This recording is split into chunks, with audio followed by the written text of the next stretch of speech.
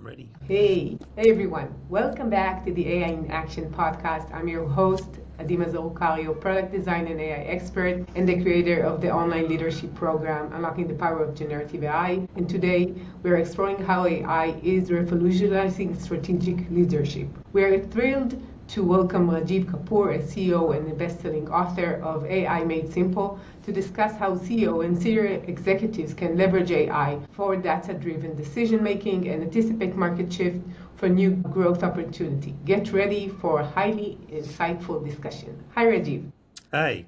Good afternoon for you. Good morning for me. How are you? I'm good. It's very early for you, so I hope that it's not too early, but I'm sure we're going to have really interesting discussion, and I'm really thrilled that we are having this talk. No, I'm So excited to be here. Thank you so much for having me. Sure. So let's start from the beginning. Why do you think is AI understanding crucial for leaders? Well, look, to me, AI is, well, let me back up. So there's two kinds of AI, right? There's machine learning AI, and then you have all the excitement around generative AI. And machine learning AI has been around for some time. It's been around for years, right? We use it Yeah. in Netflix and Amazon, in our day-to-day lives. It's pretty prevalent in our day-to-day lives, right? Right. And the power of leveraging machine learning AI for executives is really all around your data. And I've spoken all over the world, Adi, and I'll tell you, I've spoken to in the last 2 years about 3,000 CEOs. And I'll tell you, I can count on both hands how many CEOs have good command of their first party data. Wow. So to me, it starts there. If you don't understand your data, you're going to fail in the future. Forget about ChatGPT and Gemini and Anthropic, whatever. Forget about that stuff for just a minute. You first have to get a command on your first party data. Once you have a command on your first party data, then you can have the data tell you something. You can use that as an advantage, competitive advantage to yourself. So to me, data is the new oil.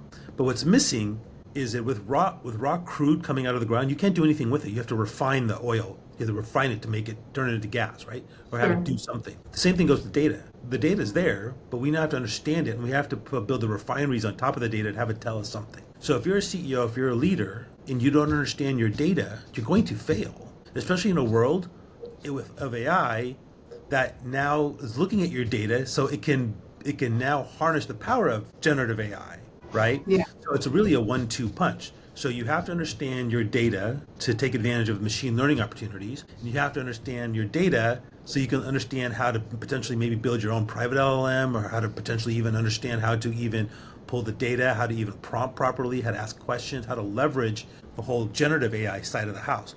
But to me, I think at first step, everybody on the leadership team needs to first embrace the machine learning side of what AI is all about. And then after that, they can go do the ChatGPT stuff. And here's the thing. I love ChatGPT. I've written books about ChatGPT. I think it's awesome.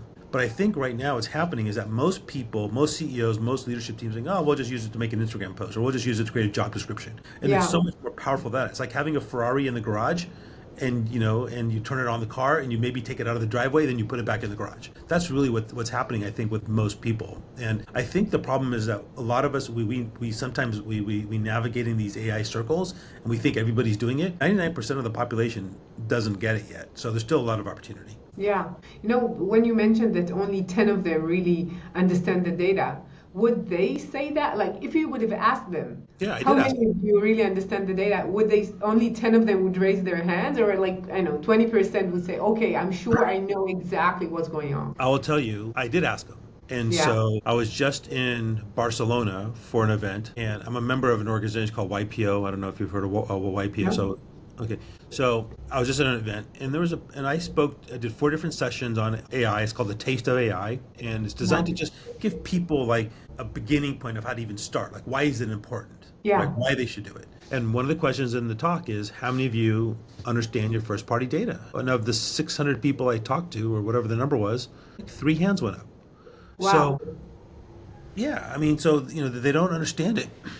Do they see that? Like, I'm wondering why they don't have it, because I guess that many of their organizations have lots of data. Maybe it's distributed, maybe it's not like organized as they wanted it. But do they understand that they're losing money in value if they're not doing it, or they're saying, I don't have to get that from the data, I have people to do that? Well, look, I think it's a combination of a couple things. No one likes to lose money, so I don't think it's a money losing issue. I think it's an issue of not really understanding why it's important. So I think it's more of a lack of education. So, or not even like education in terms of like book learning. It's just like understanding why it's important type of situation. Because I think what happens is that they know they have data, but when you ask them the question, do you understand your data? Right? When it kind of falls apart. It's like, okay, yes, I have employees that speak Spanish, but I don't Yeah. speak Spanish. I have no idea what they're saying. Right? So it's, and I don't mean to be that basic. The point of it is that what happens, I think, a lot of times is that CEOs look at their IT team and they think about break fix, keeping the laptops running. I think they look at, okay, is our website up, right? They get all the data and, and then they say, okay, well, we have to spend, somebody comes to them and says, well, we have to spend some money on creating a data warehouse, or we have to spend some money on data Yeah. management tools, or we have to spend some money on getting a data scientist or a data analytics person to help us understand the data. And they look at that as cost. I think Yeah. they look at that as CapEx, they look as cash or cost, or maybe some sort of ongoing operating expense or whatever. And I think they initially say, well, why do we need to do that? What are we going to do? Like, why is that important? And no one has really been able to articulate. I shouldn't say everybody, but I would say the vast majority of companies haven't really been able to articulate why that becomes, important. And so I think it's just more a lack of understanding, and I think a little bit of risk averse in terms of wanting to spend the money. But my goal is to Yeah. make sure, hopefully with this podcast and the talks I'm doing all over the world, I'm trying to get them to understand and embrace the fact that if they don't start to embrace their own data and start using it as a competitive advantage, their competitors will. So when you take the optimal world of AI is when you take machine learning and generative AI and you partner them together. That's the ultimate, right? Yeah. And if they can't even do the first step, they're going to fail at the second step. So I just don't want people to go out of business, and so that's I think that's really the message from that perspective. So they don't really understand how to leverage the data. If they have the data, they don't know what to do with it. What could have been a new perspective on their business through this data, Yeah, actually. I mean, someone has to really hit them over the head and tell them why it's important. Like why it can be a competitive advantage, why it's an investment, just like you're investing in a new salesperson, just like you're investing in maybe some marketing tools. This is an investment to help you for the future, to help you grow your business for the future. Now, sure, the ROI might be a year out or 2 years out, whatever the case might be. I get it, I understand. And some people don't like that length of an ROI, but I'll tell you, it's either that or go out of business in 5 years. So what are the most common mistakes and how can they avoid it? Well, I think we just said, right? I think the biggest mistake is the fact that they don't really have anybody on the team who's kind of dedicated to harnessing the power of the data. I think they look at the chief marketing officer and say, oh, well, they'll pull some KPIs, they might pull some OKRs, they'll pull some data, they'll make some slides, and and they move on, right? Yeah. Because everybody's busy and everybody's short staffed and everybody's got issues, everybody's got challenges, right? And so everybody likes to take the path of least resistance, and so as opposed to really building it right from the ground up. And if they just invested a little bit of time, effort, and energy and money and getting the data organized in a way that can really become a weapon weapon to their advantage, they could be so much better. What advice did you give these leaders if they want to start? They understand the value, they understand they could leverage this information and knowledge that they have in the company. How would they start? Well, look, what I tell them is number one is just, go get yourself, a data scientist. And if you have to outsource a data scientist, or if you have to go get a freelance data scientist, just get somebody on board just to start to understand what data you have.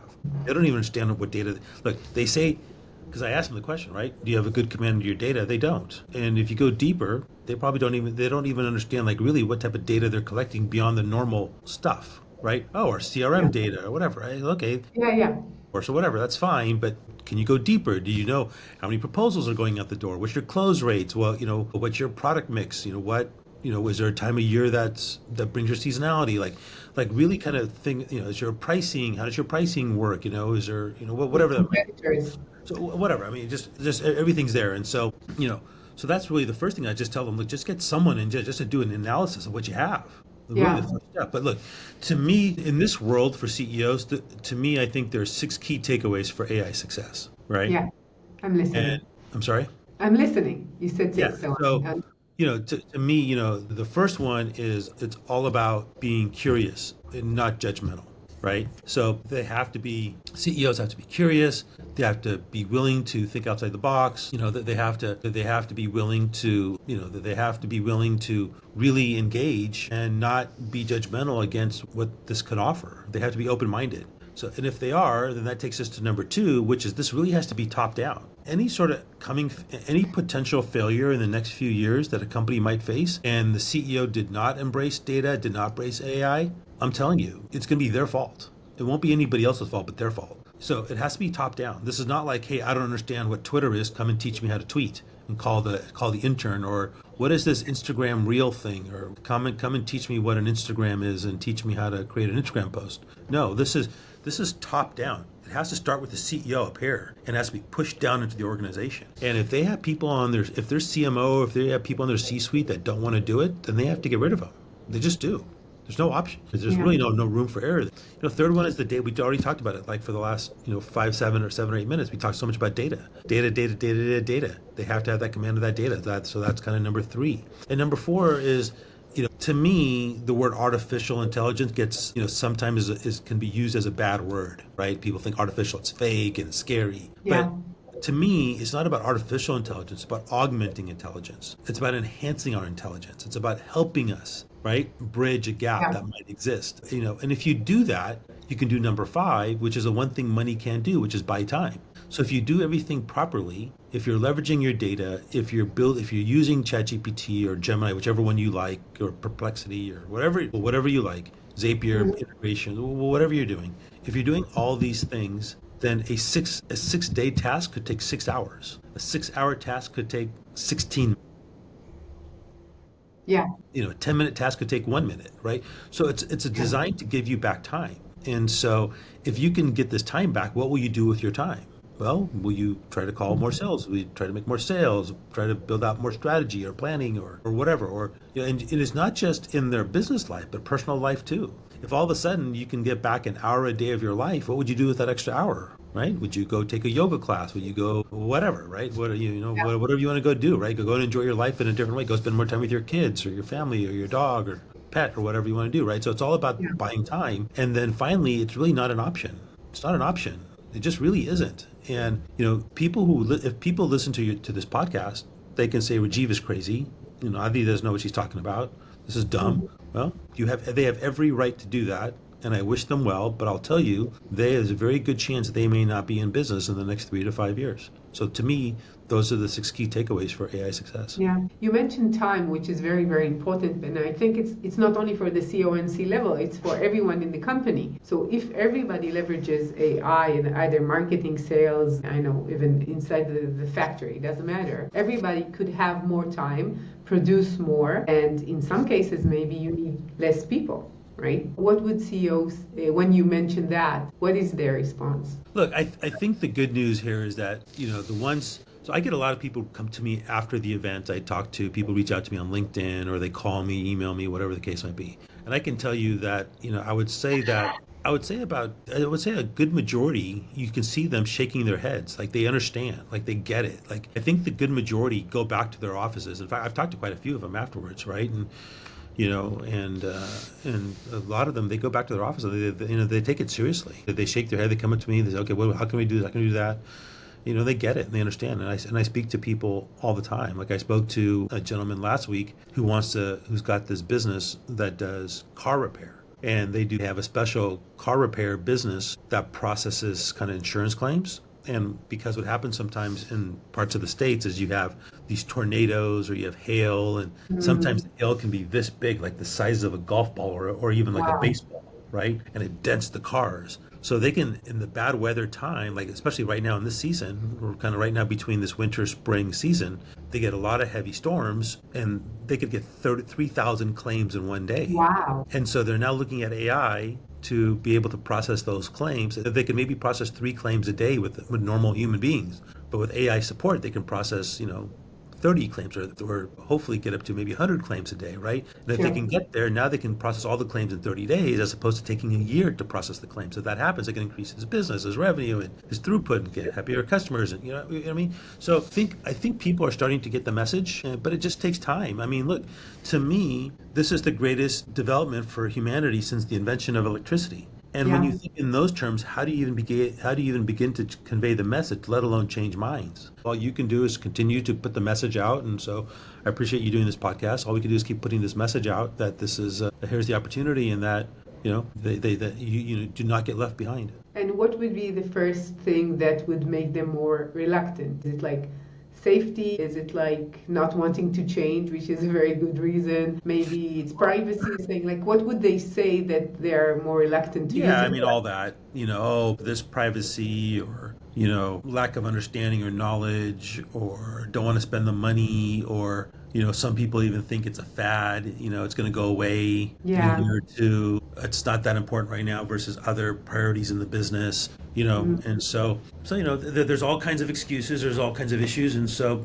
for whatever, What would be like the first use case that you would mention to them? Like being differentiated from your competitors, knowing more about future growth, competing better in what would be the main like use case that would make them more curious or understand they need it? well, I don't think there's a use case that's common for every single company, right? I think every company is a living, breathing organism or a living, breathing entity at different stages of maturity, doing different things, right? So it's like asking me, if I was to advise your podcast and 10 other podcasts, what's the one thing that all 10 of you should do at the same time? Well, that's not fair because 5 of them might already be doing it, and you know what I mean. So it's Yeah, not right. fair to say. I don't think it's fair to say, well, what's the one thing they should do? And I think again, I come back to if there is a one thing, which is, and we've been saying it now for the last 25 minutes, which is that they have to really get command of that data. They really do. They have to spend the money to get the command of that data. That's really the first thing. And then from there, it's about, to me, just as much as getting command of the data, they have to be willing to change the hearts and minds of their organization to understand why this is important. But it has to start with them. They have to believe it first. Yeah, I think that usually it doesn't come from top down. Usually it's the other way around. Right, but this Someone from time, marketing, someone from sales would understand the value, but usually not the CEO. no, the reason why this has to come from top down is because the bottoms up people are worried about their jobs, Let's say it makes sense. right? They have a good reason. Right. And so people from the bottom are like, well, if I implement this, am I going to lose my job? So that's why it has to come from the top down. And look, on the job front, I think a couple things. I think what will happen on the job front is I think you're going to see whole new industries come out. Like if you think about the iPhone, right? When Steve Jobs first created this thing, right? He never envisioned Uber or Airbnb or us, Yeah, or Zoom app or Riverside streaming on our yeah, phones or laptops, whatever. You know what I mean? right. Calendars and whatever, right? Text message, iMessage, WhatsApp, Instagram. That stuff wasn't in his head, right? He knew it could Yeah. be a They, catalyst. they didn't have the application at the beginning. They just Right. had a And so browser. it took like iPhone 5 or 6 before it became powerful enough to be able to handle the video processing or whatever, right? So, my point here is that technology evolves, and if you think about all the new companies that have now been and all the new jobs that got created because of the smartphone, that's millions of jobs. So Right. we don't know yet what the new job world is going to look like in terms of new job creation.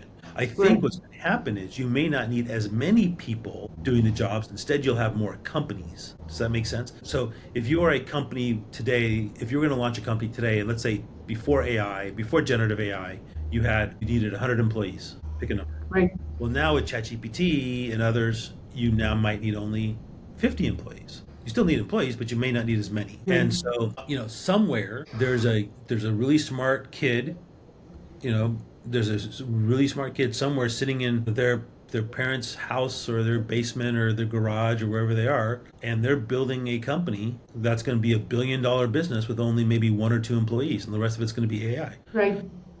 So I Yeah. think you're going to start to see. I think that's what's going to happen, and I think there'll probably be a little bit of job loss. I think there'll be some consolidation, but then there'll be new jobs going to get created as well. But we just don't know Yeah. what that is yet. I Yeah. think what will happen is, to me, I think the bigger issue might be if AI really is augmenting intelligence and speeding things up. Are we going to go? Are we going to go to a world where maybe we have to go to a 4-day work week and maybe even a 3-day work week at some point? So to me, I think those are some of the things that we'll see what will happen over the next couple of years. Yeah. That's where I think. Yeah, that makes sense. I'm teaching in the entrepreneurship school in one of the big universities here, and I always start with, I think that Sam Altman said that we're going to see a one-person unicorn really, really soon, as you mentioned. And I think that everyone who's doing not only entrepreneurship or business owners or CEOs of companies, everyone should see the value or the benefits or the upcoming changes and what is the meaning for them. Maybe some of the things they perceived as impossible, maybe now it's possible for them to do that. It doesn't matter within your role for something which is only a hobby or something that you're interested as a new initiative, you could do that right now. Yep. I mean, there's really, the only thing that's going to limit you is your own imagination. So, one of the skill sets I think that's going to be really in demand is the idea of storytelling. Because in order to really leverage generative AI and ChatGPT and the different tools like that, the more you can be a storyteller, the more successful you're going to be, because you have to learn how to weave a story within the prompt. And that's really that idea of prompt engineering, right? And so it's really that. So the people who have good command of their language that they grew up in or whatever, people who know how to tell stories, people who have good imagination, they're going to really benefit from that. Yeah. So how can companies build a data-driven culture to support AI? Look, I think, again, it starts with the top down. I think it starts with really investing in the organization, saying we're going to invest in this to make it happen, really making it part of their strategy and initiative within the organization, and really understand it's going to take time, but then really start to hold the people who are responsible for this to hold them accountable, to really build this up. And so that to me is where it starts, right? I mean, it's, because if they do it right, they can use AI to enhance their decision making with doing some predictive analytics. Right? AI can analyze real-time data to forecast, market trends or competitive shifts or whatever it might be. It can reduce uncertainty in decision making. It could help maybe identify a new market faster. Right? It's about potentially maybe even developing more agility and efficiency within an organization. Right?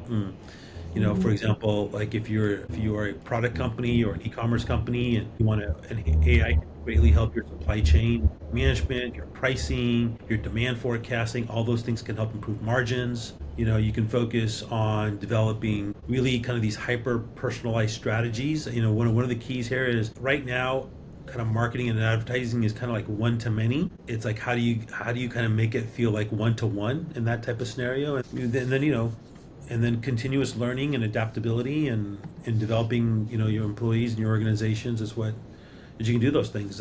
But it really starts with really first making it a key initiative and really making it part of your company's platform for success. And when you teach them, are there like any key metrics that they should track to measure the AI impact? Yeah, so I mean, look, I think it's all the standard metrics that they might be measuring now, but just understanding how they've improved or maybe how they got improved, right?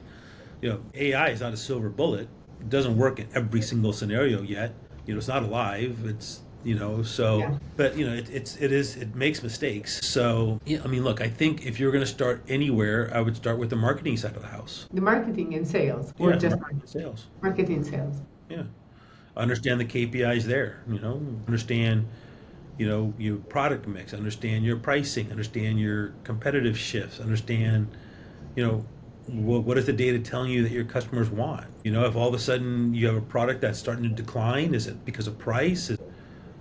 Is it because of your promotion? Is it placement, or did you shift suppliers somehow? The AI will help you find the answer, right? But you have to understand the data first to get the answer. So, again, every company's different. Some companies might want to really just improve their supply chain, like I said a few minutes ago. That might be the first place they want to go, right? They might want to improve their inventory processing or how long a product sits in a warehouse or how long it takes to get a product and how can AI help, right? So, and there's small things. Like if you look at Amazon, if you look at Amazon and like these UPS and FedEx and all these guys, they use AI now to plan their driver routes. Yeah.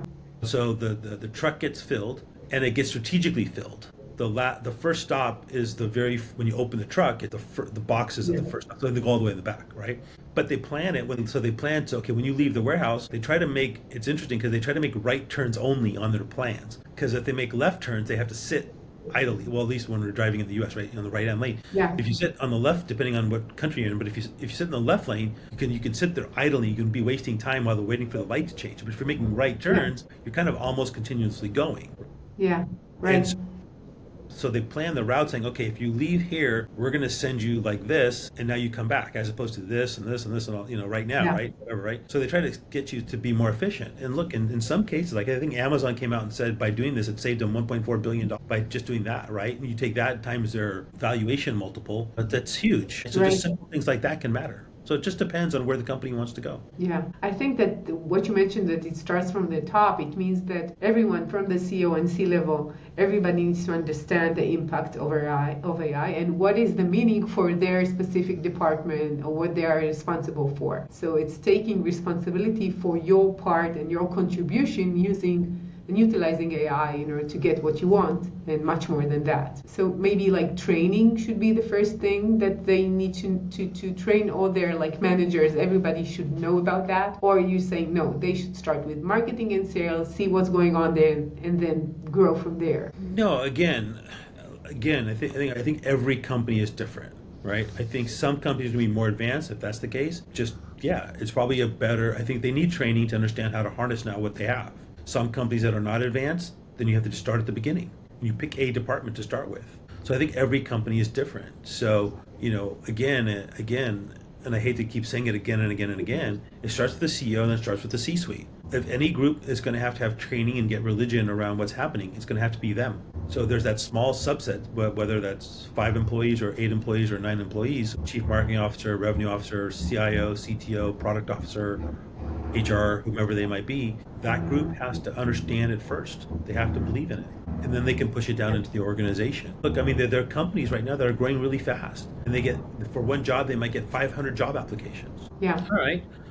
Right now, HR can't go through 500 job applications because they're human and their eyes get tired and they can maybe review, and they have other things to do throughout their day. They can maybe look at 5 a day, right? Right. And they're not going to go through 500. They're not going to spend 100 days because that just keeps building, right? So, because the job gets posted and that 500 will turn into 1,500 over time. So they're not going to go spend all that time reviewing all the job applications. Ideally, they'd want a situation where they can upload it into they take all the job applications, they can batch upload it into AI, and they can say, this is the job we're trying to fill based on our requirements. Please go through these job applications and select the top 10 based on whatever the key parameters might be.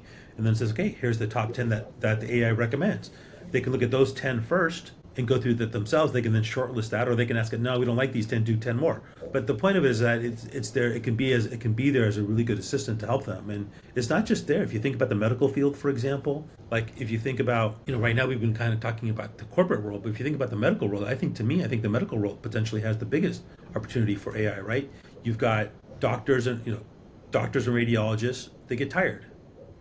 There's a study that happened that I think it was MIT took 36,000 past breast cancer images, mammogram images, and they refed the images through their AI solution. And the AI found 11 additional breast cancer cases that the doctors and radiologists missed. So if you are that patient, if you are that woman, are you angry or are you happy? You're probably both. Yeah. So to me, this idea of AI it isn't either or. It can be both, right?